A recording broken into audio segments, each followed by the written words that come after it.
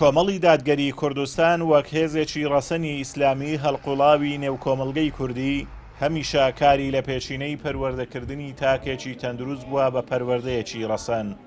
لەو پێناوەشدا کاری گەورەی کردووە. لە سەروبەندی ئەنجامدانی کۆنگرەی پێنجەمی ئەو حیزبەش کادیرانی داوا دەکەن بۆ داهاتوو کاری زیاتر لەسەر پەروەردە و بانگەواز بکرێت.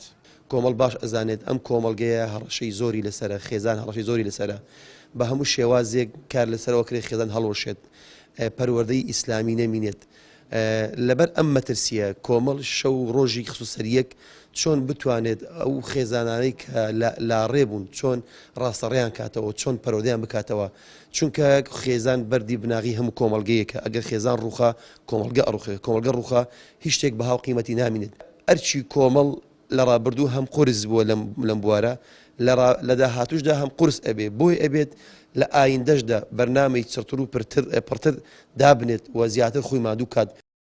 لە بەرامبەر هەوڵی بەردەوامی نەیاران و دژ بەدابوو نەریتی کوردەواری و بیری عەلمانی نامۆ بەگەلی موسڵمانی کورد، کۆمەڵی دادگەری قەڵایەکی پتە بووە و ئەندامان و کادیران و بارەگاکانیان بەردەوام خەڵکیان وشیار کردوتەوە و کاریان بەرەو پێشبردننی کۆمەلگا بووە لەسەر ئاینی ئیسلام و دابوونەریتی ڕەسەن.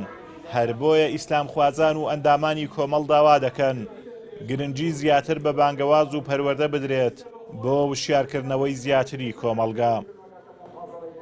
کۆمەلگەیەکی وەکو کۆمەلگەی کوردی کە کۆمەلگەیەکی موسڵمانە پێویستی بەڕاستی بە پەروەردەیەکی تەندروستە، پێویستی بە پەروەردەیەکی ئاینیە، پێویستی بە پەروەردەیەکی ئیسلامیە و لەمە حزب ئیسلامیەکان بە تایبەتی کۆمەڵی دادگەری ڕۆڵێکی بەرچاو و کاریگەری هەبووە لە ڕابردوو بە ئەترافی خەڵکی نەیار و خەڵکی ئەلمانی، چونکە زۆر گوێمان لێبووە لە بەرپرسان دەڵێن ئەگەر کۆمەڵ نەبوایە بەڕاستی ماڵ و مناڵی ئێمە بەرەو ئاقاری خراپ و بەرەو نەهامەتی و بەرەو خراپە دەڕۆیشتن.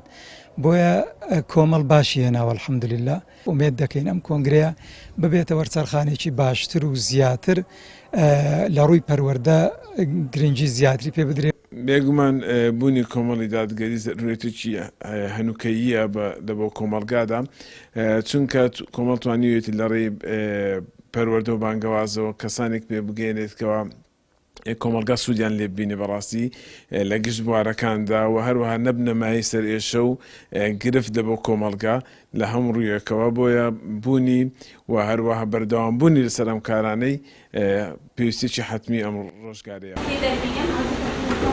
بارەگا و ڕێکخراوەکانی سەر بە کۆمەڵی دادگەری تاکێکیان پێگەیاندووە کە کۆمەلگا لە دەستیان حەساوەیە. بۆیە هاوڵاتیان و خەڵکی کوردستان ئومێدی باشیان بە کۆنگرەی پێنجی کۆمەڵی دادگەری کوردستان هەیە کە بڕیارە ڕۆژانی 19 و 20 مانگ لە شاری هەولێر بەڕێوە بچێت. ئازاد ئۆمەراوەی کەناڵی ئاسمانی پەیام، سۆران.